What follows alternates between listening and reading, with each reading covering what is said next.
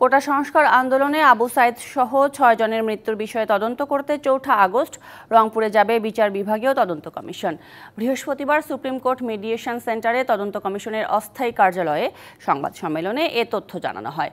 Rangpur circuit হাউসে ৫ August থেকে এ বিষয়ে সাক্ষ্য গ্রহণ শুরু হবে। প্রথম দিন নিহত আবু সাইদের বিষয়ে সাক্ষ্য গ্রহণ হবে।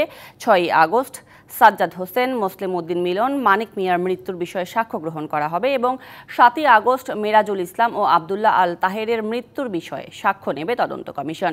দেশের যে কোনো নাগরিক তথ্য দিতে পারবেন। এর আগে ১৬ থেকে ২১ জুলাই পর্যন্ত দেশের বিভিন্ন স্থানে মৃত্যু ও সহিংসতার ঘটনা তদন্তে ৩ বিচারপতির সমন্বয়ে ৩ সদস্যের কমিশন গঠন করে সরকার। তদন্ত কমিশনে আছেন বিচারপতি খন্দকার দিলিরুজ্জামান, কে এম জাহিদ সারওয়ার ও মোহাম্মদ শওকত আলী চৌধুরী।